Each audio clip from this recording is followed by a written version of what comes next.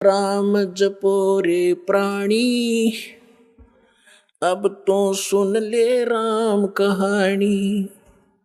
रमता राम यानी सर्वव्यापक, जिस परमेश्वर की असंख्य ब्रह्मांडों पर सत्ता है, ओवरऑल कंट्रोलर है, उसका नाम जपो रे प्राणी, अब तो सुन ले वो राम कहानी। अपने आत्माओं, पहले तो आपको राम की डेफिनेशन बताते हैं, डेफिनेशन ऑफ गॉड। परमात्मा की कहानी सुनाते हैं। परमात्मा कहते किसे हैं? श्रीमद् भगवत गीता अध्याय नंबर 15 के श्लोक 16 और 17 में 3 पुरुष बताए हैं। पुण्यात्माओं, यहाँ थोड़ा सा आपको थोड़ा सा सत्र करता हूं कि देखो आज मानो कितना इंटेलिजेंट हो गया। छोटे छोटे बच्चे इतने बड़े बड़े सब्जेक्ट को कंठस्थ याद कर लेते हैं और सफल हो जाते हैं। इसी प्रकार आप विद्यार्थी हैं इस अध्यात्म मार्ग के, तो इसमें आप जी ने बहुत ध्यान से और परमात्मा के इन सदग्रंथों को ध्यान से सुनना है और इनको थोड़े से दिन में आपका याद हो जाएंगे ये, जिस कारण से आप विचलित नहीं होगे। इसलिए आपको ये कथाएं सुनाई जाती हैं, रह रह कर उन सदग्रंथों के वो श्लोक और अध्याय बताए जाते हैं ताकि आप याद रखो और भी कोई पूछे उसको भक्त को बता सको। फिर वो जाकर के अपने पास रखी हुई उन पुस्तकों को देखेगा कि इस भक्त ने जो श्लोक और मंत्र बताए हैं ये सही है कि गलत। जब वो अपने सदग्रंथों में देखेगा तो दौड़ा दौड़ा फिर वो सतलोक आश्रम बरवाला में आ जाएगा। इसलिए दास आपको रह रह कर ये रेफरेंस याद दिलाता है। और जब पूरे विश्व में ये यथार्थ ज्ञान फैल जाएगा फिर केवल आपको भगवान की चर्चा सुनाया करेंगे। अब तो जब तक ये एग्जाम्पल उदाहरण नहीं दिए जाएंगे तो आप समझ ही नहीं सकते कि सचमुच कबीर इज गॉड। हम अभी तक तो उनको परमात्मा मान रहे थे जो परमात्मा नहीं थे। परमात्मा की डेफिनेशन बताता हूं। श्रीमद् भगवत गीता अध्याय नंबर 15 के श्लोक 16 और 17 में 3 पुरुष बताए हैं, एक सरपुरुष एक अक्षर पुरुष। गीता अध्याय नंबर 15 के श्लोक 16 में 2 पुरुषों का वर्णन है और इनके विषय में ये भी कहा है कि दोनों पुरुष, पर पुरुष माने प्रभु, स्वामी। अब स्वामी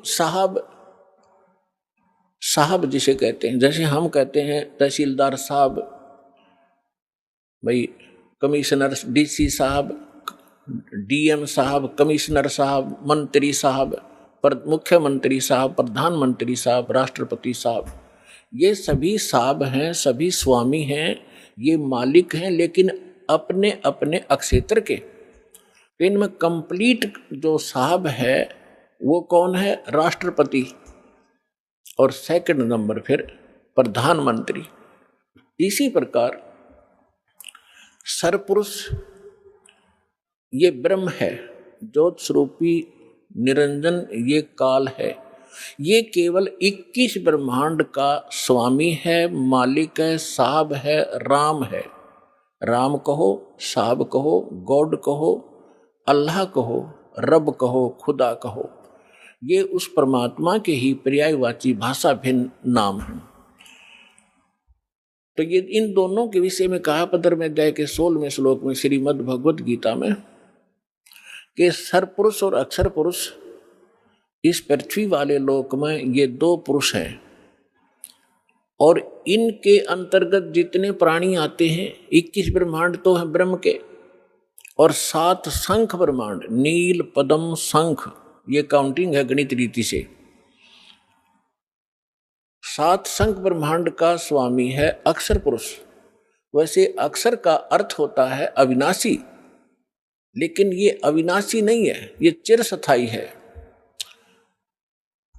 और इसलिए इसको भी अविनाशी कहा गया है। ये वास्तव में अविनाशी नहीं है, क्योंकि इससे अगले मंत्र में 17वें मंत्र में गीता जी में वो स्पष्ट हो जाता है। इसमें क्या बताया कि सरपुरुष और अक्षर पुरुष तथा इनके अंतर्गत जितने प्राणी शरीरधारी हैं ये सभी नाशवान हैं, इंक्लूडिंग सरपुरुष और अक्षर पुरुष। फिर बताया है लेकिन जीवात्मा किसी की नहीं मरती।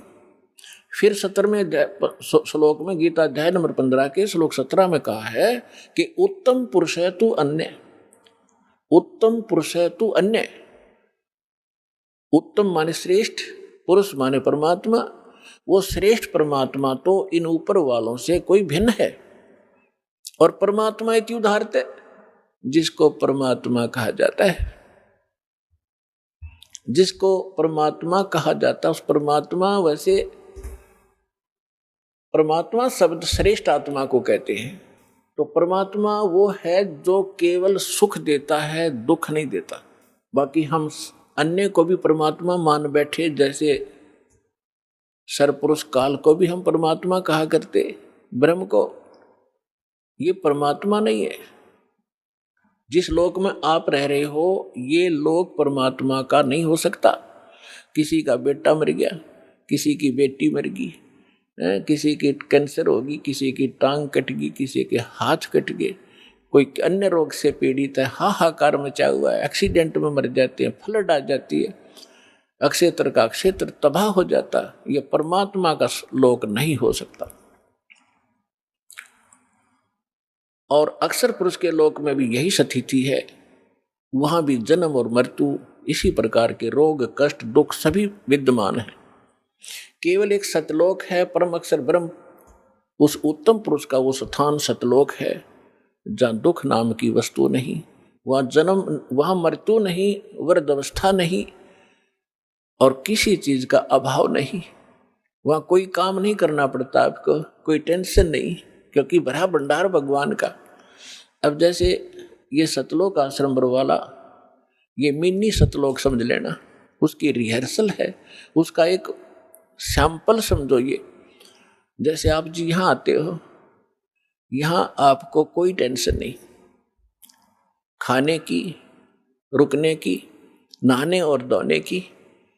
और सारा दिन आप तो एक हफ्ता रुकते हो, 4 दिन रुकते हो, 10 दिन रुकते हो, बना बना भोजन मिलता है, बिछे बिछाए मैट मिलते हैं, ऊपर पंखे चल रहे होते हैं, नहाओ धो भगवान का भजन करो, चाहे 10 दिन रुको, आपको कोई टेंशन ही नहीं। और ये सतलोक के अंदर ये सुविधा उपलब्ध है। ये काल का लोक है, यहाँ भी हम इतनी सुविधा नहीं उपलब्ध करा सकते परमात्मा के बच्चों को। फिर भी हमारा जितना सामर्थ्य है कोशिश खूब करते हैं, क्योंकि सतलोक आश्रम बरवाला में आम आत्मा नहीं आ सकती, परमात्मा की विशेष लाडली आत्मा ही पहुँच पाती है। भले ही वो दुखी है चाहे सुखी है, फिर यहाँ सुखी करेगा उनको।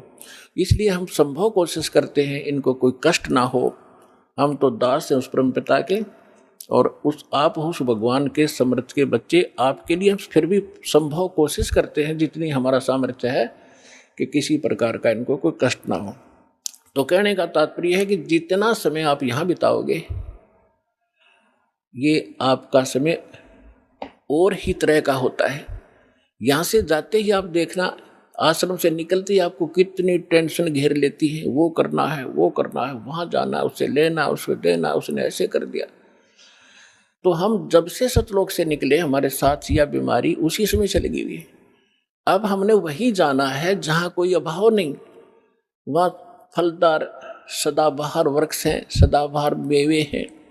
जैसे जंगल में आपने देखा होगा शामक खड़ा रहता है, पहले पुराने समय में तो बहुत ज़्यादा फलदार वृक्ष होते थे, कहीं पर कुछ लग रहा है, कहीं पर कुछ फल लगे हुए हैं, खाओ तोड़ो खाओ बैठ के ठाट से।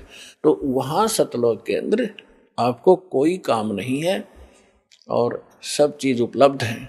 तो कहने का भाव यह है कि वो सतलोक है उस परम पिता परमात्मा का, और वो भगवान परमात्मा है। अब यहाँ बताया है, रमता राम जपोरे प्राणी, अब तो सुन ले राम कहानी। अब हम राम शब्द से कहाँ हम अपने दिमाग की सुई ले जाते थे। श्री रामचंद्र जी सन ऑफ राजा दशरथ, अयोध्या का राजा, हम जब राम शब्द हमारे हृदय में आता था, हमारे धर्म गुरुओं ने हमें ऐसा गलत फीड कर दिया था कि राम नाम आते ही वो धनुष बांध लिए हुए श्री रामचंद्र दिखाई देते थे। देखो, अब राम समझना हमने राम की डेफिनेशन समझनी है। अभी आपको बताया था कि जैसे तहसीलदार भी साहब है, कमिश्नर भी साहब है, ये सभी साहब हैं, मंत्री, मुख्यमंत्री, प्रधानमंत्री, राष्ट्रपति, सारे साहब हैं, लेकिन ये अपने अपने सत्र के साहब हैं। और इनमें जो समर्थ साहब है वो राष्ट्रपति, प्रधानमंत्री जी हैं।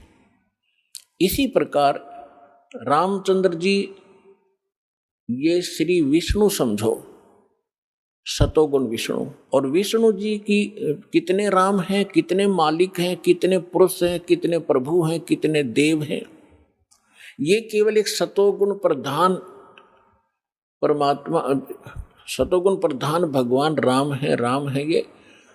और केवल एक ब्रह्मांड के अंदर 3 लोकों के ऊपर इस विभाग के मंत्री हैं। ये सतोगुण विभाग के मिनिस्टर हैं, पृथ्वी लोक पर, स्वर्ग लोक पर और नीचे पाताल लोक पर। केवल 3 लोकों पर अपने इस विभाग के ये स्वामी हैं, राम हैं।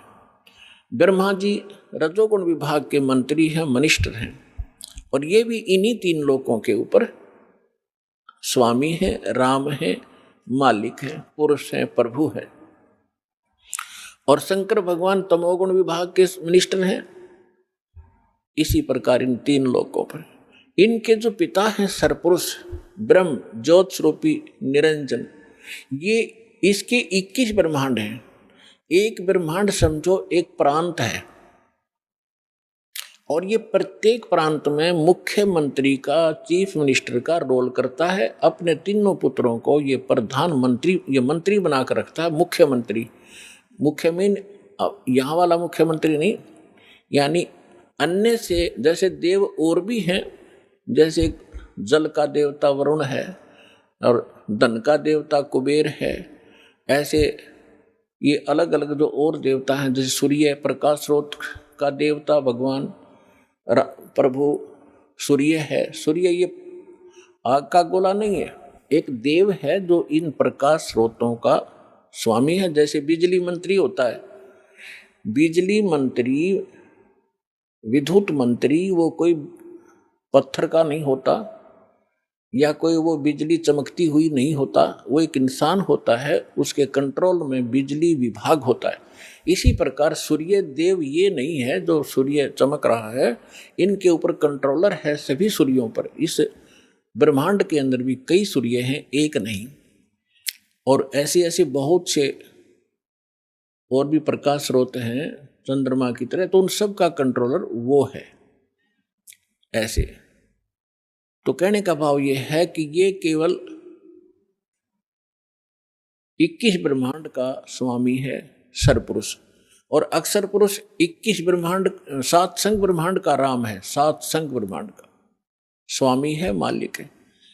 और परम अक्षर ब्रह्म, पूर्ण परमात्मा, उत्तम पुरुष है तू अन्य, वो कबीर देव जो है परम अक्षर ब्रह्म, वो असंख्य ब्रह्मांड का राम है, मालिक है, स्वामी है। तो अब क्या बताते हैं, रमता राम जपो रे प्राणी, अब तो सुन ले राम कहानी। कच्छ मच्छ कूरम ना होते, धौल धरनी नहीं ध्यानी। चंद सूरज 2 दीपक ना थे पवन और पानी।